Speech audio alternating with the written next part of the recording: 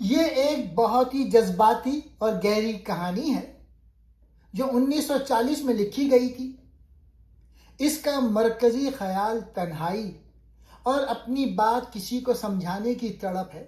سب سے حیران کن حقیقت یہ ہے کہ جب مصنفہ نے یہ شاہکار کتاب لکھی تو ان کی عمر صرف 23 سال تھی۔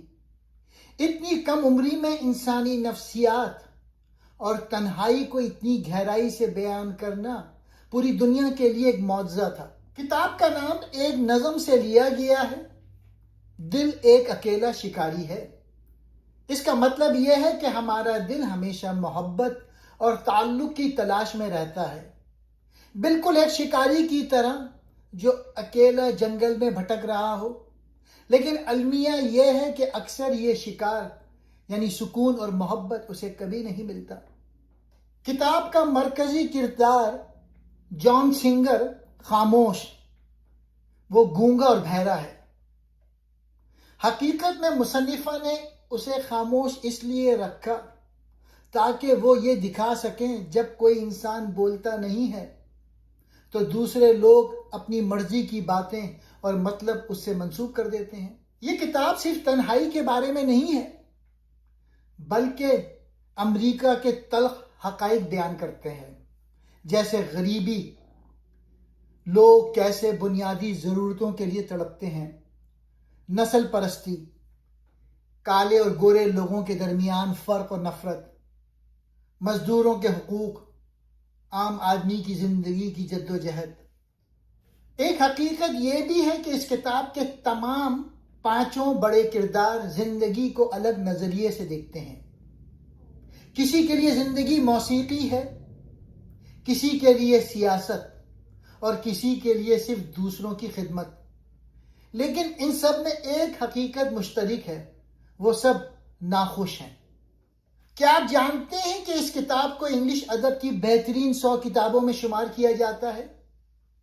اس کی وجہ یہ ہے کہ یہ کتاب ہمیں بتاتی ہے کہ انسان کتنا ہی پڑھ لکھ جائے وہ دوسرے انسان کے دل کا حال نہیں جان سکتا۔ اب میں اس کہانی کا پلاٹ بتاتا ہوں۔ یہ کہانی بنیادی طور پہ جان سنگر نامی ایک بہرے گونگے آدمی کے گرد گھومتی ہے۔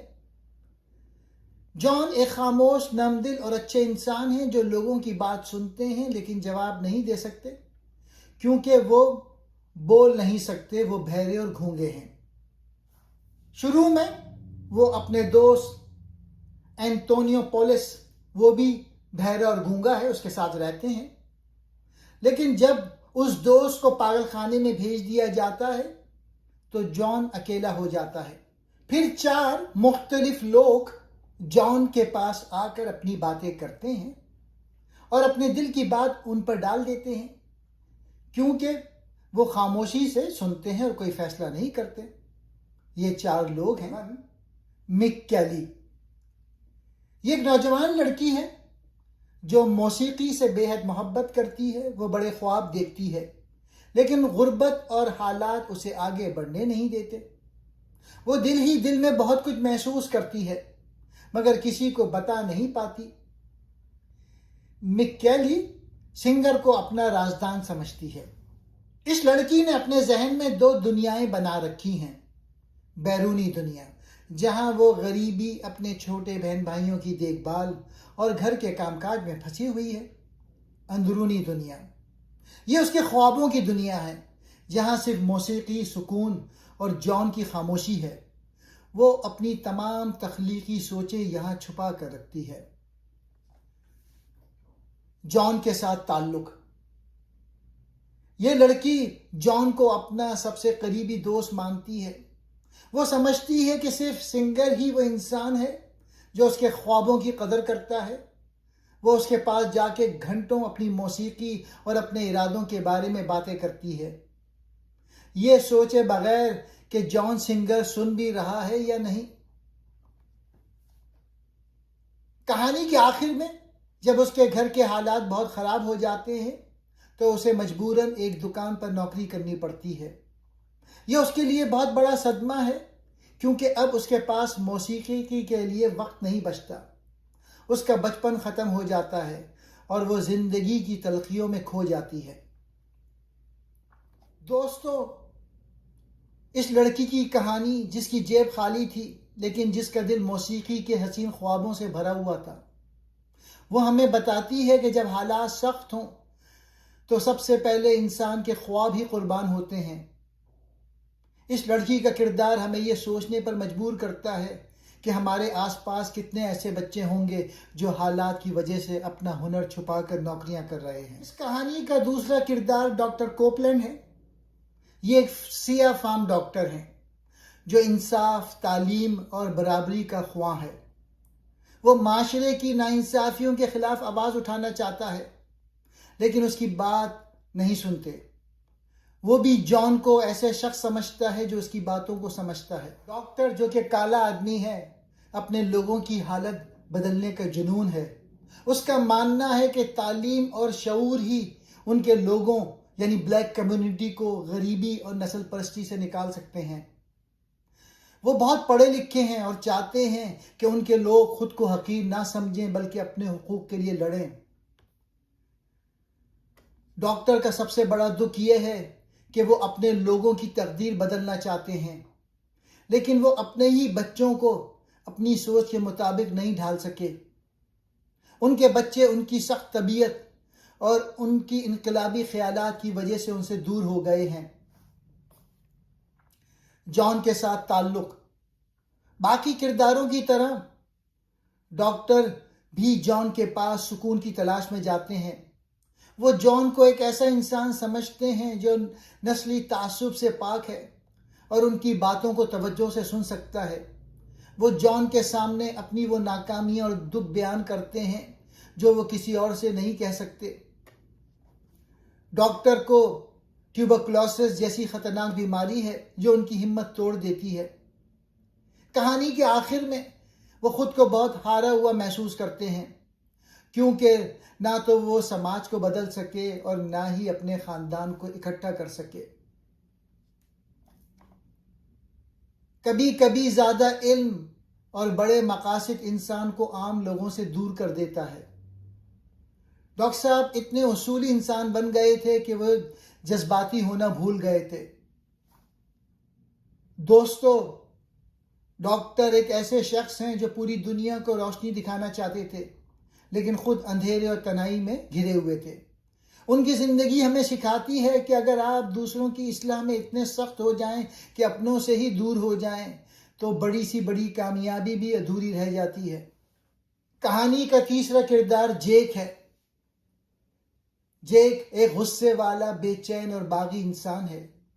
وہ سرمایہ دارانہ نظام اور غربت کے خلاف بولتا ہے لیکن اس کا غصہ لوگوں کو دور کر دیتا ہے۔ وہ بھی جان سے باتیں کرتا ہے اور سمجھتا ہے کہ جان اس کا ہم خیال ہے۔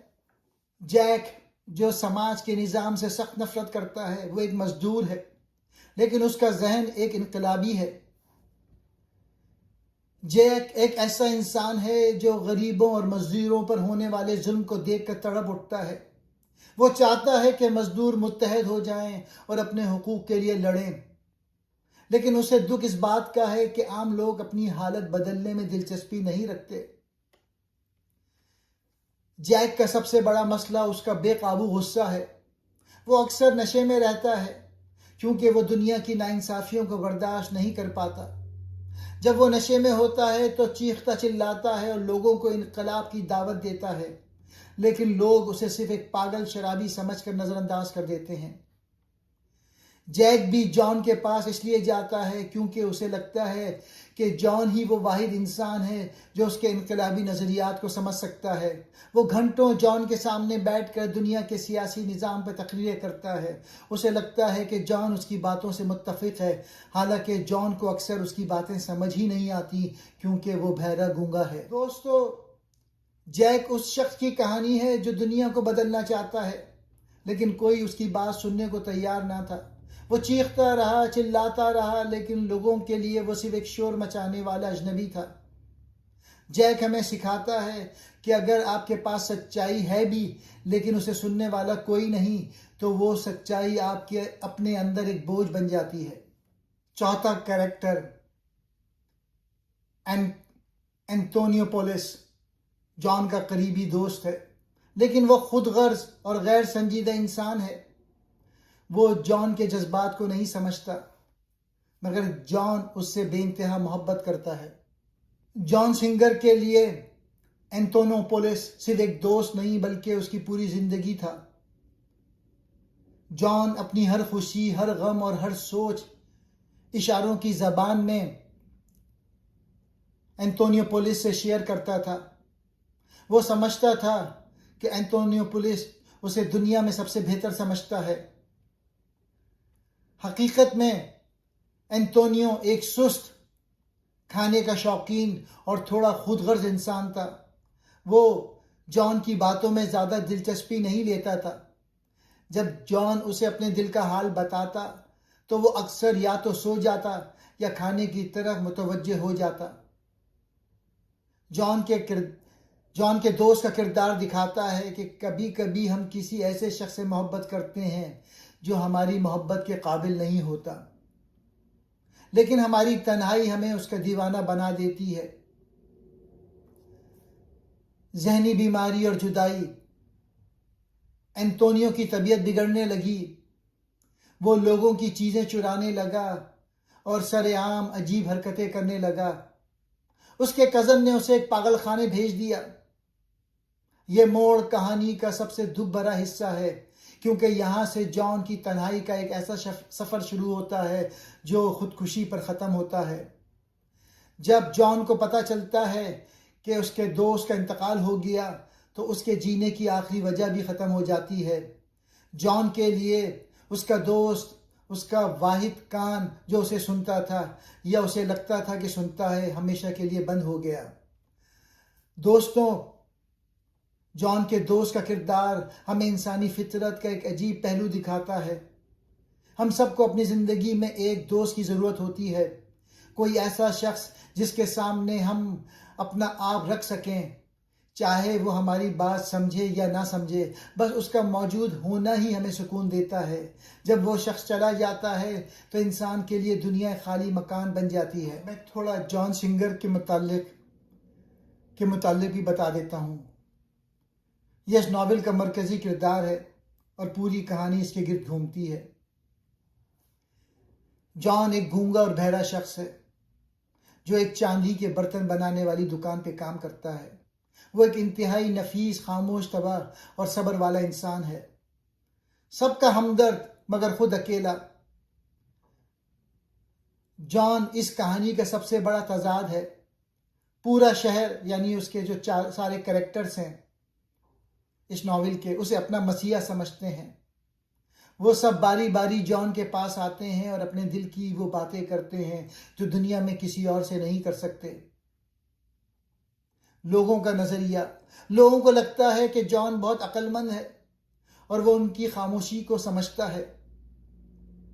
حقیقت، جان ان کی باتوں کو صرف اس لیے سنتا ہے کیونکہ وہ نرم دل ہے، ورنہ حقیقت میں اسے ان کے سیاسی یا ذاتی مسائل سے کوئی خاص دلچسپی نہیں ہوتی. اینتونیو کے لیے دیوانگی. جان کی اپنی پوری زندگی اس کے دوست اینٹونیو کے گرد گھومتی ہے. جب اینٹونیو کو پاگل خانے بھیج دیا جاتا ہے تو جان ہر مہینے اسے ملنے جاتا ہے، اس کے لیے تحفے لے جاتا ہے اور اسے لمبی لمبی چٹھیاں لکھتا ہے جو اس کے دوست نے کبھی پڑھی بھی نہیں تھی. سبق یہ ہے کہ جان کا کردار یہ دکھاتا ہے کہ دوسروں کے لیے سہارا بننے والا انسان خود اندر سے کتنا ٹوٹا ہوا اور کسی کا محتاج ہو سکتا ہے. جان کا کردار ایک آئینے کی طرح ہے. لوگ اس میں وہی دیکھتے ہیں جو وہ دیکھنا چاہتے ہیں. کیلی لڑکی کو اس میں ایک موسیقار نظر آتا ہے. جیک کو اس میں ایک انقلابی نظر آتا ہے. ڈاکٹر کو اس میں ایک ہمدرد نظر آتا ہے. وہ خود کچھ نہیں بولتا لیکن اس کی خاموشی دوسروں کو بولنے کا حوصلہ دیتی ہے. یہ سب لوگ جان کو ایک طرح کا خدا یا سمجھنے والا سمجھتے ہیں اور اپنے خواب، غصے، امید اور درد اس کے سامنے رکھ دیتے ہیں. لیکن جان خود بھی اندر سے بہت تنہا ہے. جب اسے پتہ چلتا ہے کہ اس کا دوست اینٹونیو مر گیا ہے تو وہ ٹوٹ جاتا ہے اور آخر میں خودکشی کر لیتا ہے. یہ ناول تنہائی کے بارے میں ہے کہ انسان کتنا بھی لوگوں کے درمیان ہو پھر بھی اندر سے اکیلا کیسے محسوس کرتا ہے۔ ہر کوئی دوسرے سے سمجھ بوجھ چاہتا ہے مگر حقیقی رابطہ نہیں بن پاتا۔ یہ ایک گہری جذباتی اور سوچنے پر مجبور کرنے والی کہانی ہے۔ ہر انسان اندر سے تنہا ہے، چاہے وہ کتنا بھی لوگوں کے درمیان ہو، دوست ہو، فیملی ہو یا شہر میں رہتا ہو۔ دل کے اندر ایک ایسی تنہائی ہے جو کوئی پوری نہیں کر سکتا۔ انسان ہمیشہ کسی ایسے شخص کی تلاش میں رہتا ہے جو اس کی بات سمجھے، اس کے درد کو جانے، اس کے خوابوں کو سنے اور اسے سمجھنے والا لگے۔ لیکن حقیقت یہ ہے کہ حقیقی رابطہ اور مکمل سمجھ بہت مشکل ہے۔ لوگ جان کو، جو بہرا گونگا ہے، اس کو خدا جیسا سمجھتے ہیں اور اپنے سب راز اس پہ ڈال دیتے ہیں۔ وہ سوچتے ہیں کہ جان انہیں پورا سمجھتا ہے، مگر جان خود بھی اندر سے بہت تنہا ہے اور اس کی اپنی تنہائی کوئی نہیں سمجھتا۔ آخر میں جب وہ ٹوٹ جاتا ہے تو سب لوگ واپس اپنی تنہائی میں چلے جاتے ہیں۔ پیغام یہ ہے، تنہائی انسانی زندگی کا ایک حصہ ہے، یہ سب کو متاثر کرتی ہے، امیر، غریب، بڑا، چھوٹا، سیاہ فام یا سفید، سب کو۔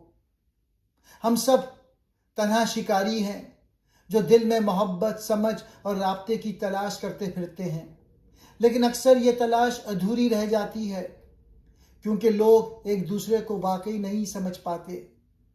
پھر بھی یہ تنہائی ہمیں جوڑتی بھی ہے کیونکہ سب اسی در سے گزرتے ہیں۔ سادہ الفاظ میں، دل تنہا شکاری ہے۔ وہ ہمیشہ کسی کو ڈھونڈتا ہے جو اسے سمجھے، مگر اکثر وہ اکیلا ہی رہ جاتا ہے۔ انسان کی سب سے بڑی جدوجہد تنہائی سے نکلنے کی ہے، مگر یہ جدوجہد ہمیشہ مکمل نہیں ہوتی۔